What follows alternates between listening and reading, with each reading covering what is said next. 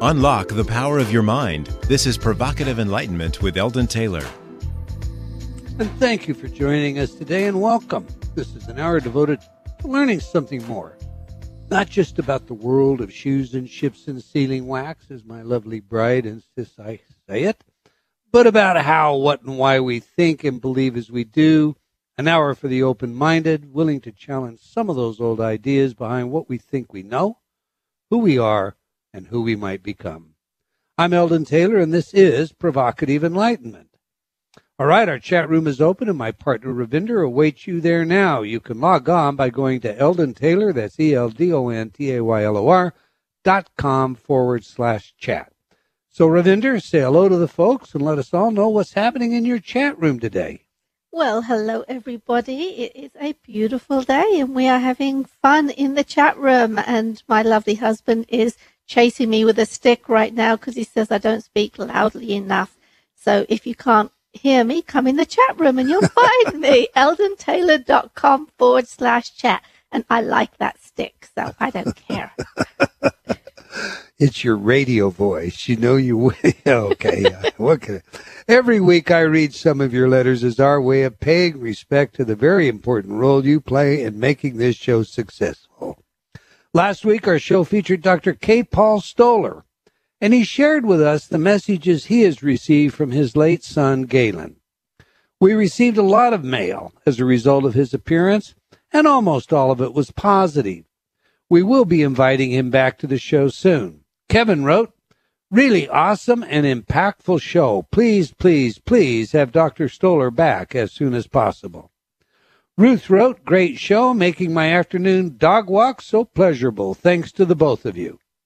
S.A. wrote, "Yet again, you bring to light wonderful people and wonderful content. Very interesting. I hope you have him back, as I felt he had much more to offer. I immediately purchased his book."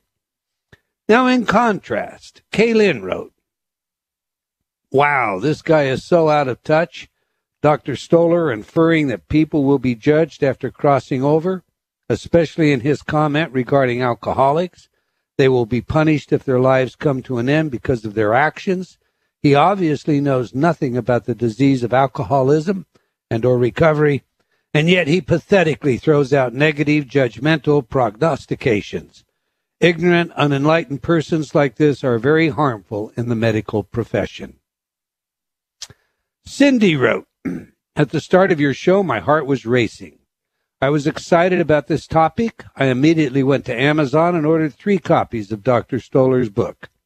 Then halfway through the program, I canceled my order. My heart sank, and I knew why I am being pushed to share my story. I had a similar experience to Dr. Stoller after my father passed. I began to get messages from the other side, messages from an extremely high vibration. How did I know these thoughts were coming from a higher vibration?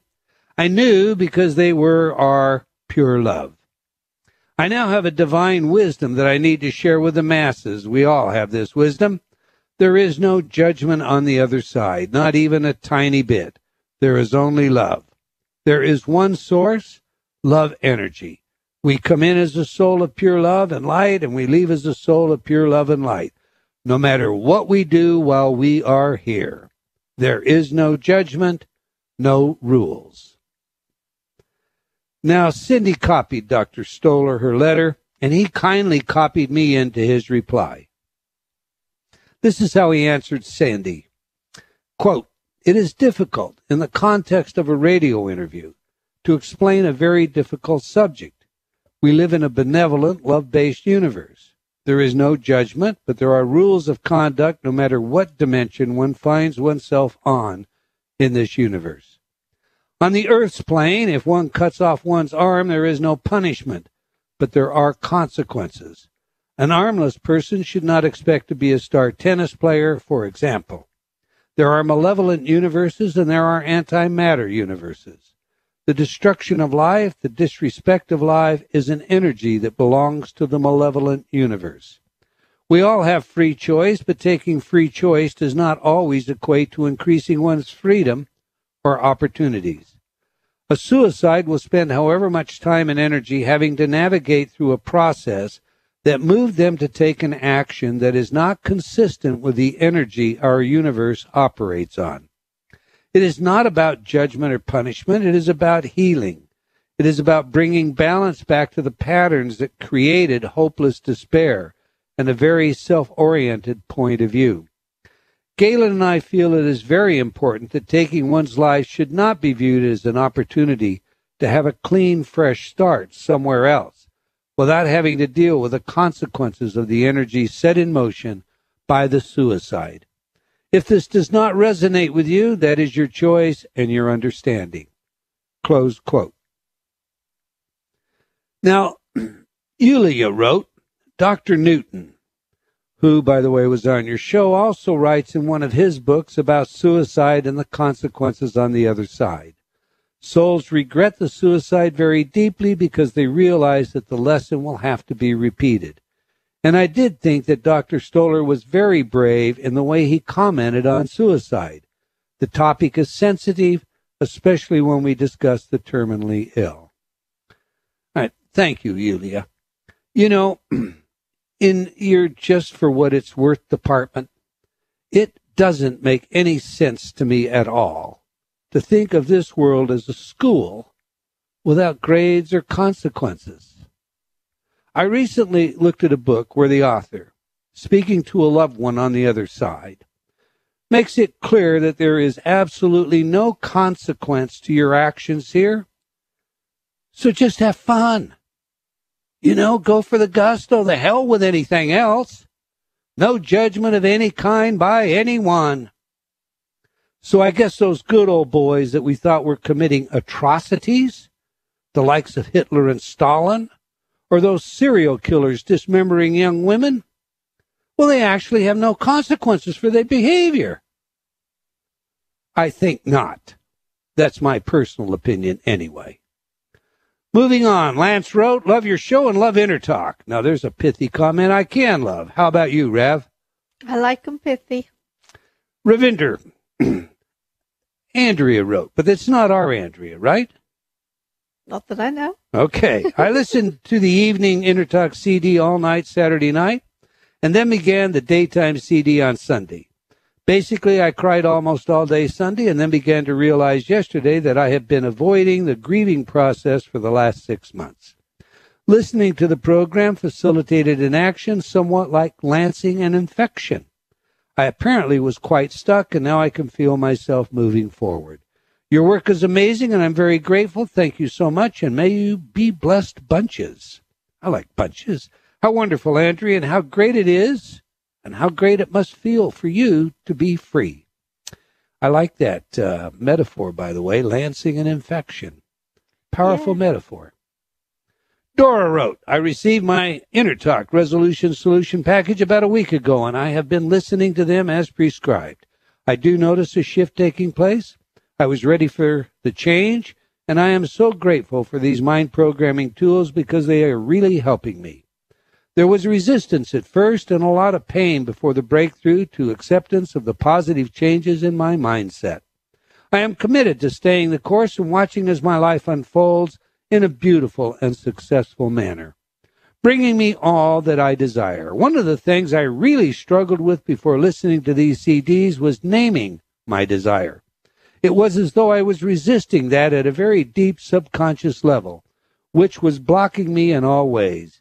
I would never consciously deny myself access to my desires, but I am learning that my subconscious has another agenda. The Intertalk mind programming CDs are changing that aspect of my mind. I am grateful. Keep up the great work. I look forward to many wonderful changes as I emerge from my veil of confusion into clear knowing. Well, congratulations, Dora. How wonderful. What do you think of that, Rav? That's a huge step. It is interesting for each and every one of us when we have that little epiphany that instructs us, hey, you know, the subconscious agenda is not the same as my conscious agenda. Yep. At least not always. In fact, that's the subject of today's show. So, all right, that's all the time we have for letters today, but I do invite you to opine by sending your email to eldon@eldontaylor.com or by joining me on Facebook. We can't get all of your letters on the air, but they do impact our programming. And once again, I both appreciate and thank you for your feedback and continued support. Now to today's show. Undermine. Discover the 7 beliefs that sabotage your mind and how to overcome them. You know, I had the opportunity to review this book before publication, and it's one of the best I've read. Undermined. The Undermind, M-I-N-D, the subconscious, something I have worked with and studied for over 30 years. Our guests today have developed a methodology designed to permanently rewire the negative subconscious programs in the mind and replace them with freedom, inner peace, and confidence to live the life of your dreams. I liked their work. Indeed, I liked it enough to write the foreword for their book. So let me tell you a little bit about the authors. Joanna Andros and Tanya Chernova are the best-selling authors of the groundbreaking book, Undermined. Discover the 7 subconscious beliefs that sabotage your life and how to overcome them. And they are the co-founders of the empowerment company, Courageous Living. Joanna is also the creator of the revolutionary new therapy called PNRT, or Progressive Neural Resolution Therapy. Together, they have built the International PNRT certification program for therapists to provide a fast and effective way to permanently rewire the negative subconscious programs in the mind and give people the freedom, inner peace, and confidence to live the life of their dreams. Sound good? Maybe too good to be real? Well, I don't know. Let's find out. Let's get them in here. Welcome to Provocative Enlightenment, Joanna Andros and Tanya Chernova. Thank you. Thanks very much for having us on your show, Eldon. Yes, thank you very much. We're thrilled. Now we've got both of you on the line here, so I'm going to just have a conversation with the two of you. On your side of the show, please, you decide who will answer the questions so we don't find ourselves speaking over each other. Yep, we'll be good at that. Good. Okay.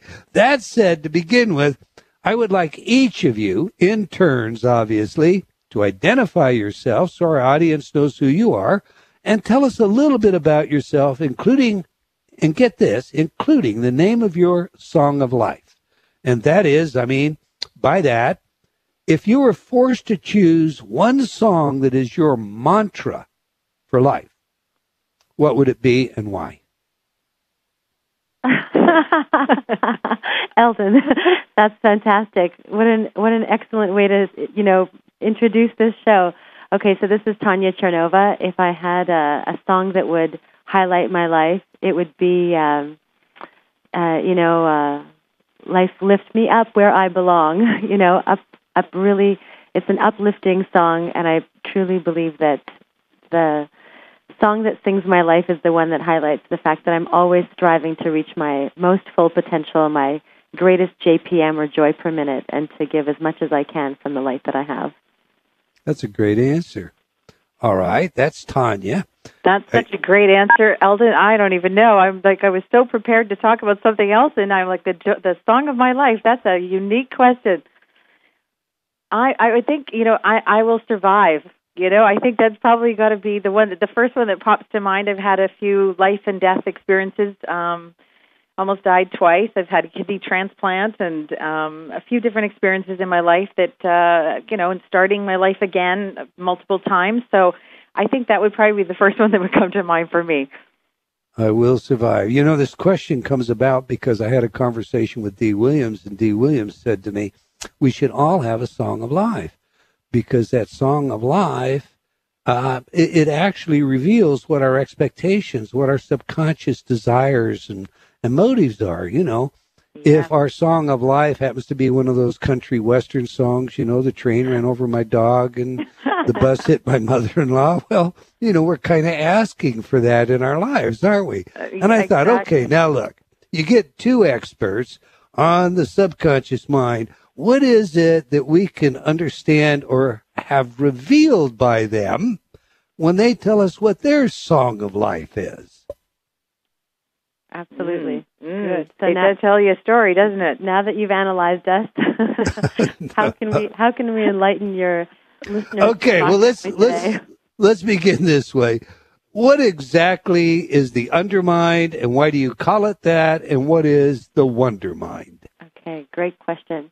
So the undermind is actually a reference with a double entendre. It references the subconscious mind because that's the mind that's the undermined, underneath our conscious thoughts. And it's also referencing how we undermine ourselves with the limiting beliefs that are programmed into our subconscious mind.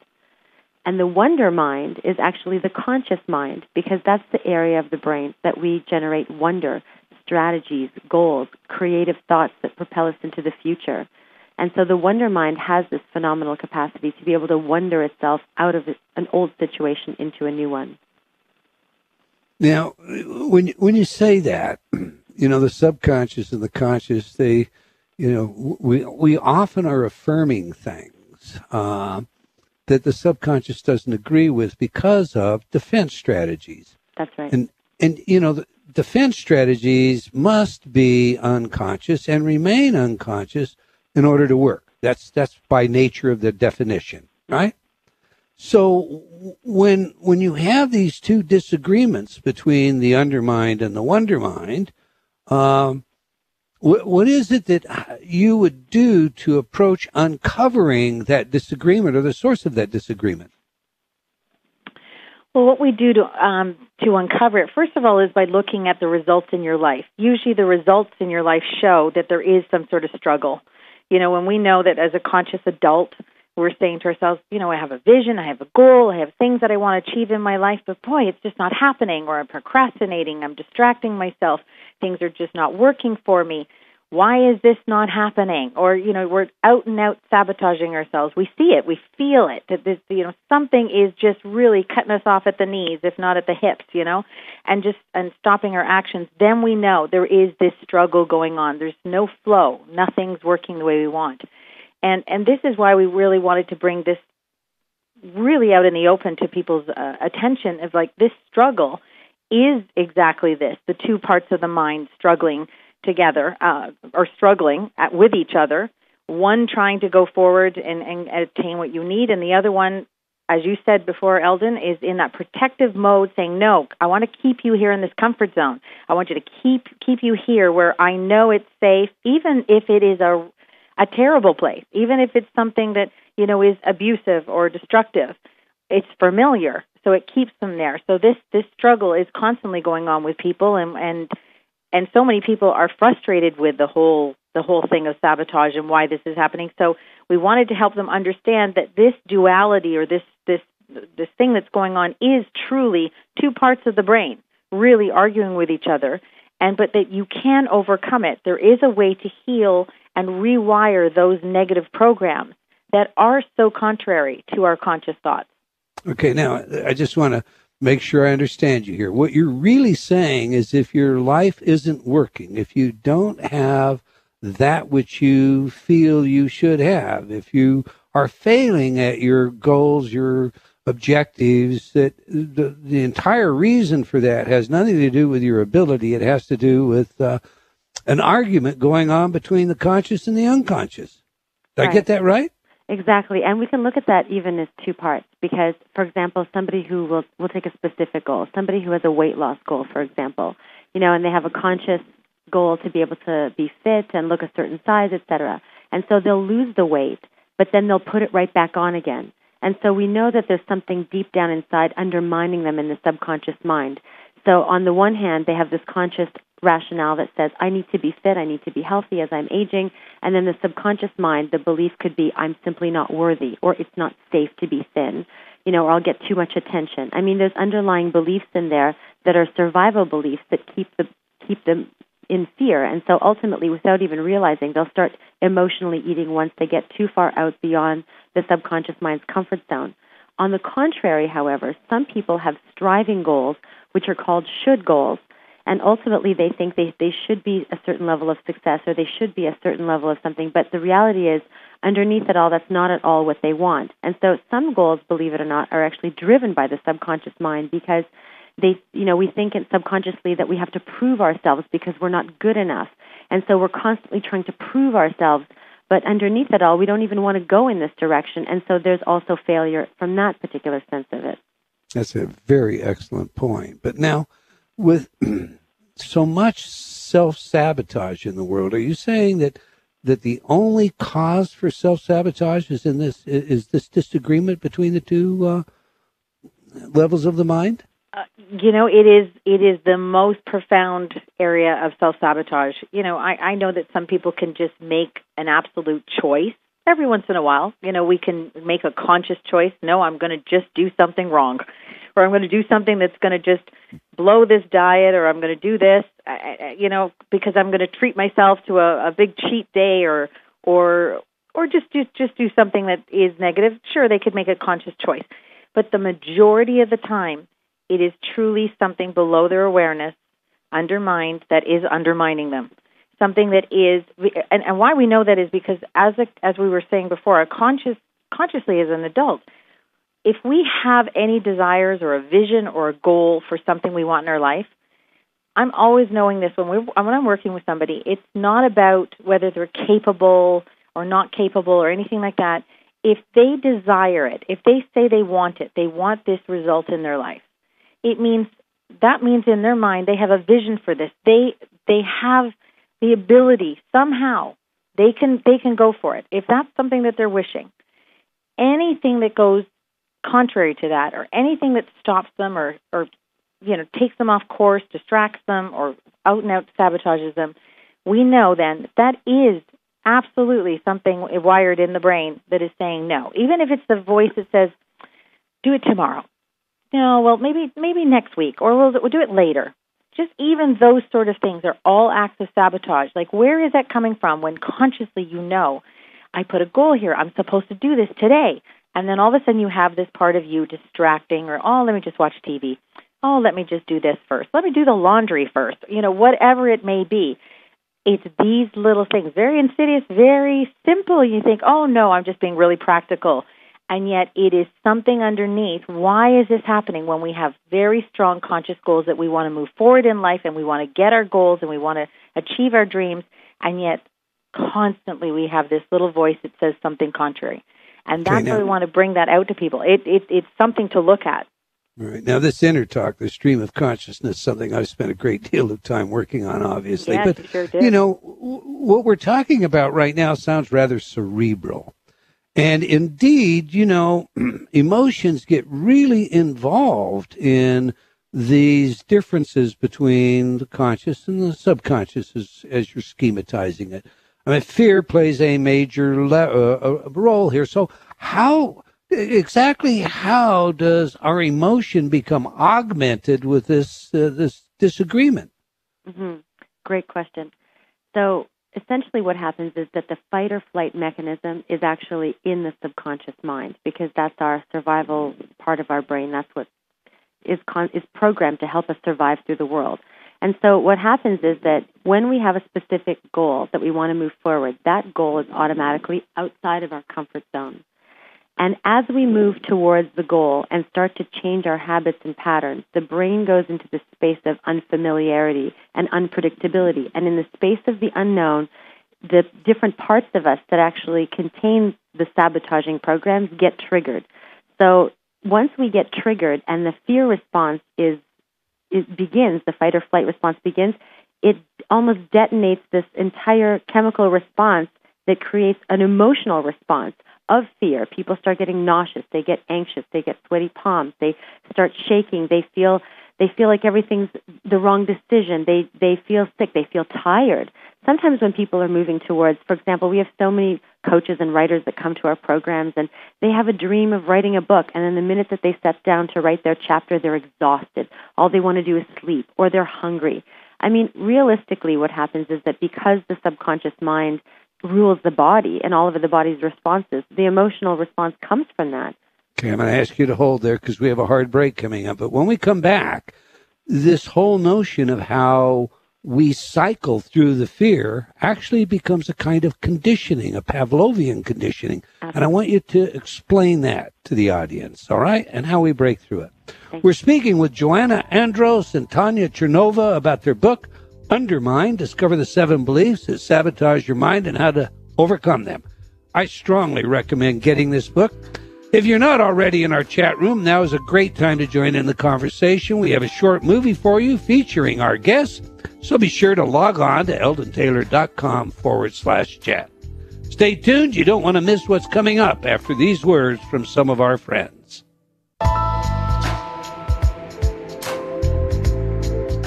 Unlock the power of your mind. This is Provocative Enlightenment with Eldon Taylor.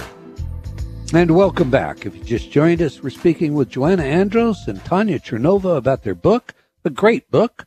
And I don't just say that because I wrote the foreword. It is truly a great book, Undermined. Discover the 7 beliefs that sabotage your mind and how to overcome them. But before we get back to the show, I want to invite you to join me on Facebook as a friend or a fan. I post regularly everything from where I am and what's on next to the latest in science, technology, and consciousness studies. And from time to time, some of my own opinions that from time to time lead to people unfriending me. So, oh well. I also want to remind you to be sure and register to receive my free newsletter when you visit my site and get your free MP3. All right, let's get back to our show. Before the break, I suggested that this fight-flight actually can serve to condition us like a Pavlovian conditioning. That is, we think about doing something, and we have a fear built into the thought. It could be a fear of success, a fear of failure. It could be an old fear that has to do with an experience we had.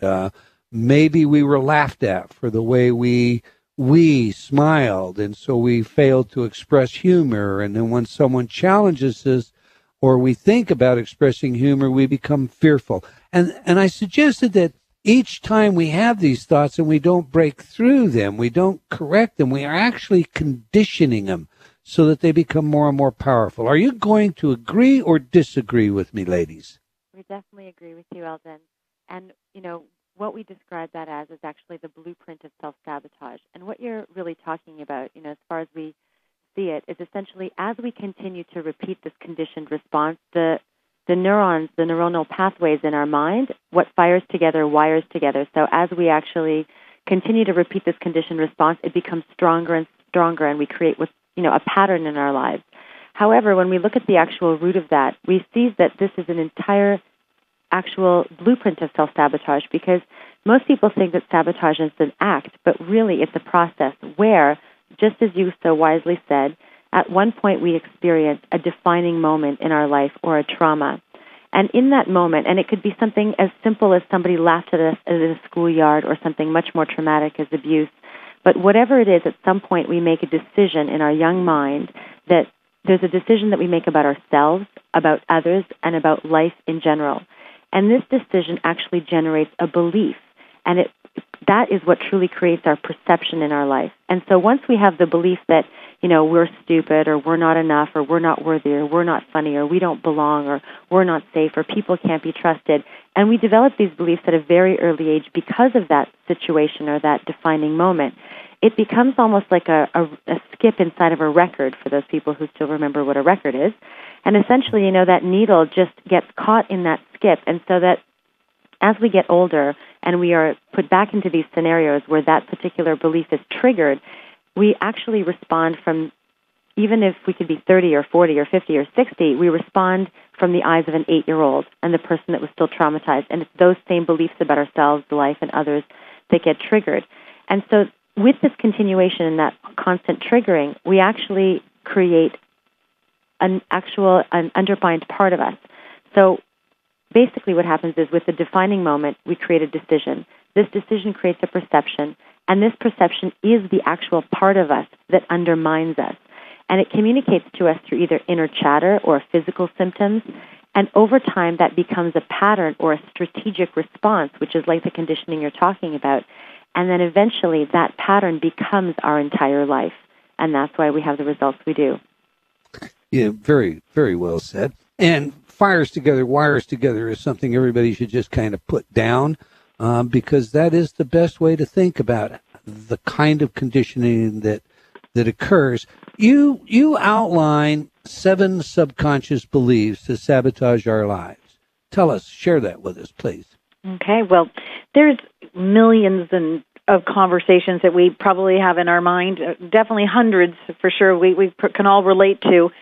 And there's some of those conversations are even positive, and they can be good, and we have to have this inner chatter in our mind because we need that inner dialogue every once in a while. We're going into our closet in the morning and we're thinking, what am I going to wear? We have a conversation with ourselves. That's okay. That's positive, and there's many times that there's a positive conversation. But when it's the negative, destructive, abusive talk, limiting conversations that we have, these are the conversations we really wanted to focus on, and to when working with so many of the clients that I work with, and this work that goes to the subconscious mind, working at finding out what is the source, where is it all coming from, what is it stemming from? These conversations, always at the bottom, at the very very bottom, at the root of it all, are these 7 fundamental conversations that always show up, and every time, and not with every client and every experience, but it's just very common to human beings. So there are core beliefs that are like, I'm not enough, I'm not loved or lovable, I don't trust, life is hard, I'm alone, I'm not safe. These are some of those conversations, and every human being, we find, it doesn't matter to what walk of life, what age, inevitably it always stems from those kind of conversations. And then all of those hundreds or millions of conversations spring from those as well, and behaviors that come from that. Okay, given that that's the instance, how is it you suggest that we go about changing these patterns or these conversations and overcoming self-sabotage? Well, Eldon, there's definitely a variety of ways. And first of all, your CDs are so completely effective, and we've been selling them even through Courageous Living for some time now. And so one of the ways is by reprogramming the subconscious mind using suggestions, whether they're from a CD or affirmations that we use, by deriving them from our conscious mind, what I'd rather believe. But that really takes, quite some time to reprogram that. And some people really have defining moments that are absolutely traumatic, and they continue to be triggered and re-triggered. For people who are looking for an accelerated result, we've developed PNRT, which is Progressive Neural Resolution Therapy.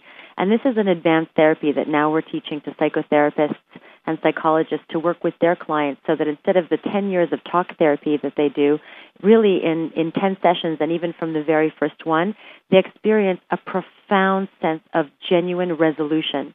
And so part of this therapy literally goes, and Joanna will talk a little bit more about it, but it's a type of talk therapy that accesses the conscious mind to help us move into the subconscious mind and access exactly where the source of the trauma or the defining moment is, where we actually developed this belief. Where did this start?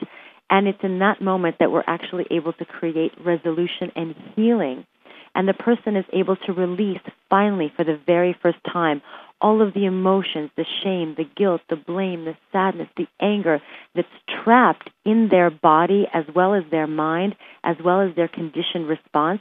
And through this resolutionary process, the neurons do not wire together in that place anymore. And we actually rewire the brain so that there's a new conditioned response, which is the natural response, which is the one that is the updated response of the 30, 40, or 50-year-old, the way they want to respond to life as it is today, knowing that they are safe, because a lot of those thoughts that they have are irrational. Okay, now, Tanya, before you pass me off to Joanna, I would like you to give me an example of what you just explained. Give me a client if you can, leave them anonymous, or just give me an example of how PNRT works. I'll give you a clear example of myself, okay? Because please. The way that and I'm going to be very, revealing, essentially, because the reality is that the road that we ask people to walk along is the one that we've traveled first. And that's why we're so passionate about this therapy. And so for myself, I grew up in a family which was extremely loving, but we had, lots of types of divorce. My mother was remarried several times, and so was my father, and so was my brother. And if I look at the history of my entire family, it's nothing but, one divorce after the other. So as you can imagine, growing up, the way, and especially from the very first divorce that I had with my father and my mother separating when we first came to Canada as I was an immigrant from Russia, I thought in that moment that it didn't affect me because it was so calm and everything was so rational. But as I grew up, I didn't trust love, Eldon, and I broke up every single relationship I had. And as a 36-year-old woman at the time, when I thought, okay, now's the time I really want to get married and I want to meet the right person, I realized, looking at the history of my relationships, I always picked people that were people that I needed to leave eventually because they were never the right match. And through PNRT, Joanna was able to go in and use this therapy to get to that space where I was as a 4-year-old child, a 5-year-old child, in the trauma of actually having lost my father, the first man you ever even have a relationship with that is intimate, that is trusting, that is loving. And I was able to, resolve those feelings and the fear that child had, because ultimately it was that child that was making all of my choices for me, even as an adult woman. And I want to say that, through the first session, it was a hugely profound shift, not only because I think what people really get is that they're amazed. I mean, Eldon, amazed that they cannot believe that a 6-year-old or a 4-year-old is making decisions for them as an adult. They just truly cannot believe it, A. And B, I had to go through several layers because it wasn't just the one incident, but there was several others, because what happens is that once we generate a belief that love cannot be trusted, because we create our life with our beliefs, Eldon, because our life is a mirror of our beliefs, as a result of that, at the age that we create this belief, it continues to show up that way. And so there were other beliefs that had to be taken out of the way. And I'm now married, Eldon, to the man of my dreams, happy, thrilled, and we take other women down the same journey. I mean, it's amazing. And congratulations. Right. Great. Okay, but now listen, we've had a lot of emphasis on we teach, you teach, therapists, this technology. Why should the average person read the book then? I mean, what are they going to benefit? How are they going to benefit from it? Oh, first of all, I mean, there's a lot of exercises in the book. It is a workbook, so they really have an opportunity to really look at their life and see candidly, like, what is happening? What are the results in my life? Is it what I want as an adult, or is there something undermining me? And then there's a lot of other tests and worksheets that we have as well that trigger the subconscious mind. They actually have the ability to find out what are some of their subconscious beliefs.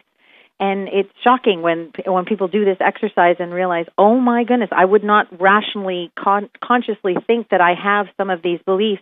But when we do what we do with these exercises, they will be profoundly aware of some of the negative belief systems that are running them underneath, undermined, and how that they are producing the results in their life. And this is why they're not getting the results that they want in their life. So, number one, they will get a profound awareness of what's going on in their life, and not just like blame it on the outside world or everybody else or their parents, but realize that they have the power to change this themselves. And so they can use, as Tanya was mentioning earlier about the wonder mind, how amazing and powerful that is. That conscious mind has the ability in any moment to say, stop, stop this right now, change the pattern, decide something new, do something new. It is very, very powerful. All right, Joanna, and I'm not going to let you switch me off either. I'm going to hold you up for a second. Okay. If it's all so, so great, if this is what I'm going to get out of the book, one of the things I like to think about is, and especially when we talk about subject matters of this kind, how often people will say to themselves, yeah, that's for me. I'm going to make that change. Or this makes sense. I'm just going to get started right now. And yet they don't. They procrastinate, et cetera. So I'm going to ask you this question. The opposite of the first. What is the cost of not doing the work, getting your book, or learning how to overcome self-sabotage? Well, the cost can be very great because really it is the cost of all your dreams. And for so many people, they go through their whole life and they realize, and we've heard many people say this, the biggest regret when they, at the end of their life, is what they didn't do, what they decided not to do or just procrastinated on or never achieved their dreams. And, so what is it costing you in the area of joy, of peace, of in your relationships, financially? There's so many areas where people are just not getting the results they want. And immediately when you are not getting the results you want and you want them consciously, you really, really want them, but you're not getting them, there is the cost right there. It's being highlighted for you. it's costing you that. So when people say, well, I don't want to spend that money on therapy, or I don't want to, talk about it, or is it going to really make a difference? We understand that because there's been a lot of people who've done therapy for many, many years who've come to us, who've truly been in therapy for 10 years, 15 years, who say, I can't believe the difference in 1 or 5 sessions. The difference. And the difference is because we're working at the subconscious level. This is not just conscious talking. Because we realize you can talk till you're blue in the face sometimes, and it still won't make a difference. But if you are working at that subconscious level and reprogramming it, knowing that, Dr. Bruce Lipton talks about this, 95 to 99% of the day we are in subconscious mode. Think about this, 95 to 99% of the day in subconscious mode, in autopilot, based on these old programs. And it's like, what's happening here? Those old programs with a virus, with a defect in them that we've inherited in our life are running the show. And only 1 to 5% is that conscious mind or our wonder mind active. So, we may have all these noble goals about being really conscious-minded, and we're going to do it. And for some people, they have a stronger conscious mind. But for a lot of people, a lot of human race, we are being operated mostly in that subconscious mode, and we need that support. We need the help, and this is where this therapy really makes a difference. It's changing it at that level, so then all of a sudden it's easier. It's I understand. Just not in the way. Indeed, I like to punctuate that point. The amount of time our unconscious is actually in charge. I think the data clearly shows it's 90% or more. Mm-hmm. When fMRI technicians watch the brain make a decision, they'll know what the decision is as much as 10 seconds before the subject making the decision knows it, because it is made in the unconscious. And that's just a fact. And to me, that punctuates your point greater than anything else you can think of. I'm going along thinking I'm making my own decisions when indeed they're being made for me. Now, let me ask this. Tanya told us a compelling story about, when she was 4 or 5 years old and lost her father, the first male in her life. A lot of therapies, they really don't adapt for children. Does this adapt for children? And if so, how young? Well, it does adapt for children, and as long as they're at the place of being consciously aware that they want something different. And it's been very interesting because I have worked on children that are even 7 years old and 8 years old, because at that point they realize that they're not doing what they should be doing. And they have that ability their conscious mind is developing, and they're starting to realize they feel guilty for not doing it, or they're disappointing mom and dad, or somehow they just can't get out of, whether it's a funk, they're really upset or sad, or they're angry, or they're having these emotions and they don't know why, but they're apologizing for them, or they're not eating their vegetables when they're supposed to eat their vegetables, or they're just reacting in a poor manner. As long as they have that conscious ability to say, I don't like this, or, they can't concentrate at school, or they're having problems, and they want something to be different, and that's what's amazing. Even with these children, and it happens so quick. It works so quickly with them. All right, well, great. With that, the instance, we have a caller who has a question about her children. Let's take that phone call, shall we? Okay. Let's go to line 1 and talk to Heather out of Jacksonville, Florida. Welcome to Provocative Enlightenment, Heather. Hi, thank you. You have a question? Yeah, the lady was talking about when her parents divorced and that affected her for the rest of her life. What if we're going through a divorce now? How do we prevent our kids from feeling that way? Okay, so thank you for calling in. One of the most important is to really spend the time to, I think as adults we think that our children, they're fine. They're going to get on it. They're going to get over it. And they know that they're okay because I love them. And they're, they see we love them. But we really have to get into dialogue with their children and start looking at, well, what are you thinking about this? What are you deciding about this? To really have intimate conversations and to just even to understand. I think even reading the book, you start to understand in all of these scenarios, there's some pretty basic decisions that we make, including, like we're saying, these 7 subconscious beliefs that sabotage our life. And children are making them, because this is where it all comes from. All of the adults where we work with them, and they're 75 years old, believe it or not, they're from womb right to, 14 years of age. They're the most pivotal times, and especially from womb to 7.